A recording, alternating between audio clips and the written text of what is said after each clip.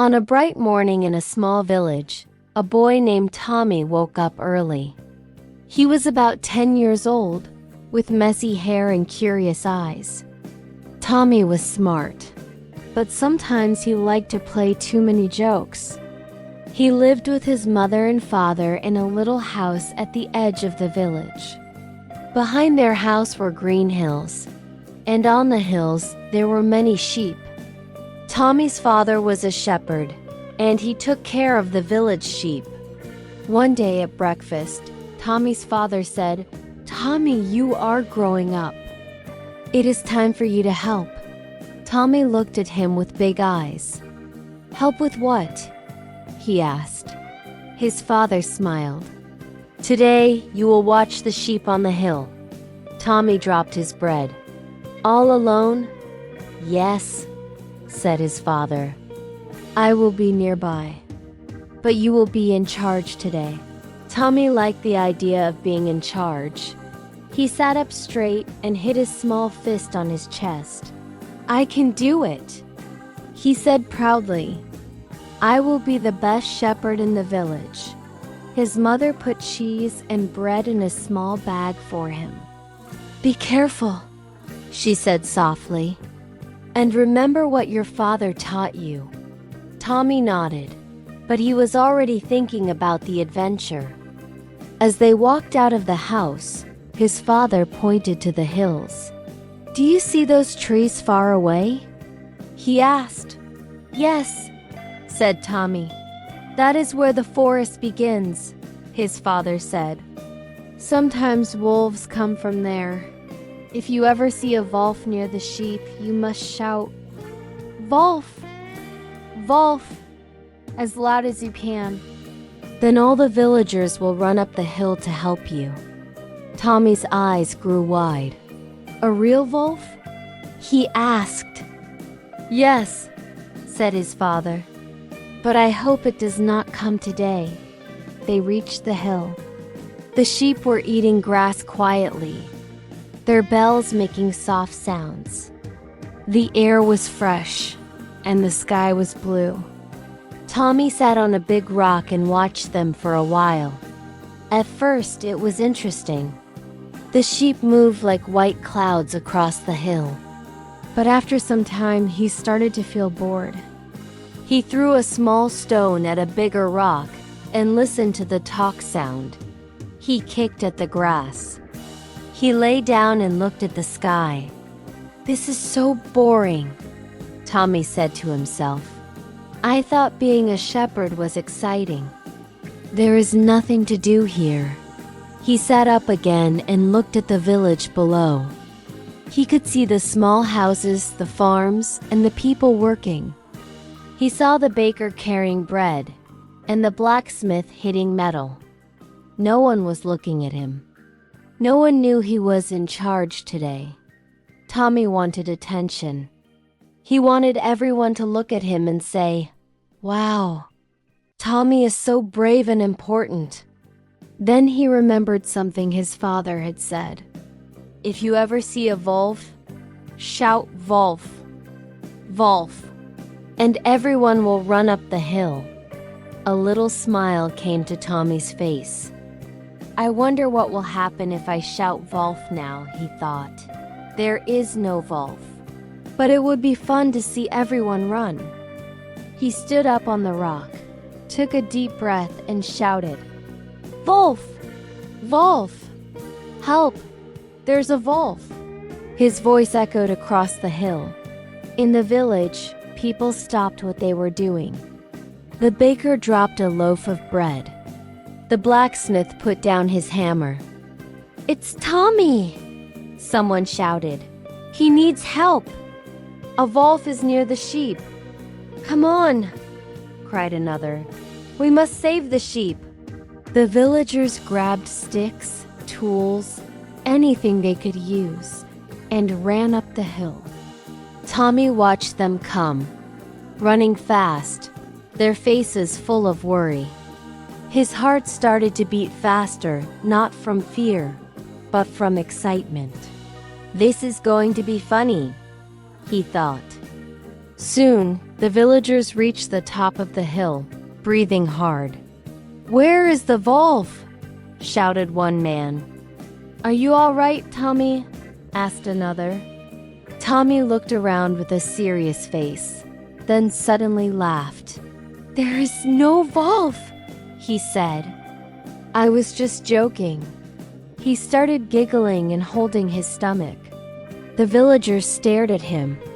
"It was a joke?" the baker asked, still out of breath. "We ran all the way up here for nothing?" said the blacksmith. Tommy nodded, still smiling. "You should have seen your faces," he said. Some villagers were angry. "That is not funny, Tommy," one woman said. "We were scared for you." Tommy's father looked at him with hard eyes. "This is not a game," he said quietly. "Do not lie about danger." Tommy shrugged. "It was just a joke," he said. No one got hurt. The villagers went back down the hill, shaking their heads. Tommy sat down again, but now he felt a little strange inside. Still, after a while, the boredom came back. He picked up a stick and drew in the dirt. He whistled. He threw small stones at a tree. Maybe the joke was funny, Tommy said to himself. They were angry, but they all came. They ran so fast. Maybe I could do it again. Just once more. He waited until the villagers were busy again. Then he climbed back onto the rock and shouted even louder this time. "Wolf! Wolf! Please help! A big wolf is here." In the village, people froze again. "Oh no, not again," someone said. "But what if this time it's real?" asked another. His mother felt her heart jump. "We can't take the risk," she said. "We must go." So, once more, the villagers ran up the hill. Tommy saw them coming and tried not to laugh too early. He made a scared face and pointed at the trees. "There! Behind the rocks! It was huge!" he cried. The villagers spread out, looking behind trees and bushes. They checked the rocks and the tall grass. But again, there was no wolf. Slowly, everyone turned to Tommy. His scared face melted into a silly smile. "I tricked you again," he said. "There is no wolf. It was just me." This time, no one even smiled. The blacksmith was very angry. "Do you think we have time for your games?" he said. The baker shook his head. "We left our work. We ran here. All for nothing." A woman from the village pointed a finger at Tommy. "If you lie again, Tommy," she said, "one day we will not believe you." His father's face was red not from running but from shame. "Lying breaks trust," his father said sternly. "When you shout wolf, we must know it is true. Do not call for help if you do not need it." Tommy looked away. He felt a hot feeling in his chest, but he didn't want to show it. "Go back to the village," one man said to the others. "We have work to do, and this boy needs to grow up." The villagers left without another word. Tommy was alone again on the hill. The sheep were still safe, still eating grass. The sky was still blue, but now his heart felt a little heavy. He kicked a small rock. "Everyone is too serious," he said to himself. "They don't understand jokes. It was just fun." Hours passed. The sun moved across the sky and began to go down. The light turned soft and orange.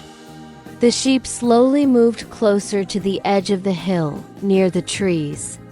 Tommy watched them with half an eye. He was still thinking about what the villagers had said. Then he heard something. A soft sound, like a foot on dry leaves. He looked toward the forest. Between two trees, he saw yellow eyes watching the sheep. His heart started to beat fast for a different reason now. A shadow moved closer. It was low and silent. Tommy's mouth went dry. "A wolf," he whispered. "A real wolf."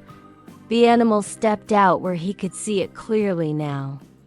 It was big with gray fur and sharp teeth.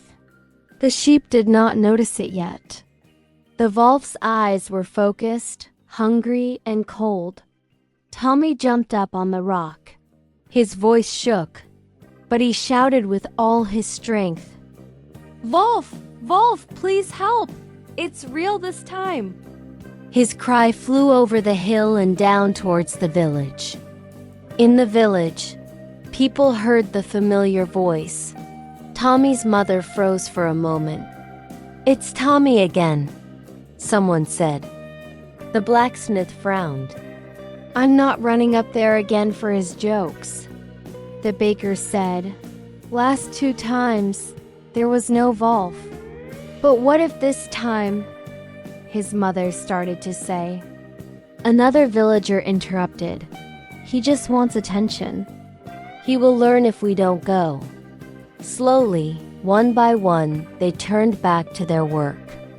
Up on the hill, Tommy shouted again, louder, more desperate. "Wolf, please! The wolf is taking the sheep." His voice cracked and tears came to his eyes. The wolf walked closer to the flock. The sheep finally noticed and began to bleat nervously. Some tried to run, but they were confused and afraid. Tommy grabbed a stick and ran toward the wolf, shouting and waving the stick in the air. "Go away! Go away!" he cried. For a moment, the wolf stepped back, surprised. Then it showed its teeth and growled. Tommy stopped. His legs felt weak. He could see every sharp tooth in the wolf's mouth.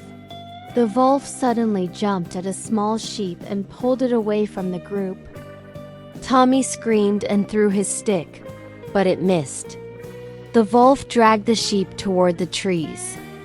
Tommy ran after it, still shouting, still crying for help. "Please, someone, help me. It's not a joke this time." But no one came. After a while, the wolf disappeared into the forest with the sheep. The hill was quiet again, but now there were fewer sheep. Tommy fell to his knees and covered his face with his hands. He felt horrible. His chest hurt. His eyes burned from tears. "This is my fault," he whispered. "I lied, and now no one believes me." As the sun went down, his father came up the hill. He saw the missing sheep. He saw Tommy's red eyes and the broken stick. He did not need to ask many questions. "There was a wolf," Tommy said in a shaky voice. "A real one."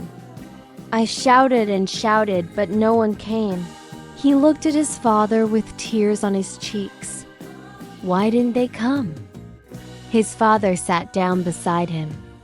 "Because, Tommy," he said softly, "you lied to them before. When you shouted wolf as a joke, you broke their trust." Tommy's shoulders shook. "I'm sorry," he said. "I didn't think this would happen. I just wanted attention. I wanted people to look at me." His father put a hand on his back. "Wanting attention is normal, son," he said. "But lying to get it is dangerous.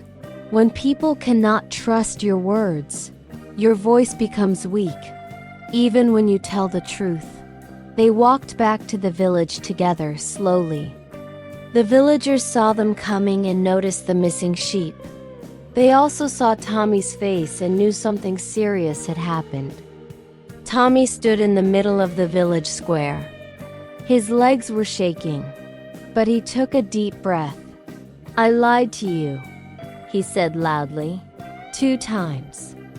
"I shouted wolf when there was no wolf. The villagers listened in silence. Today, a real wolf came, he continued. I shouted again, but no one came to help. We lost a sheep because of my lies. I am very, very sorry.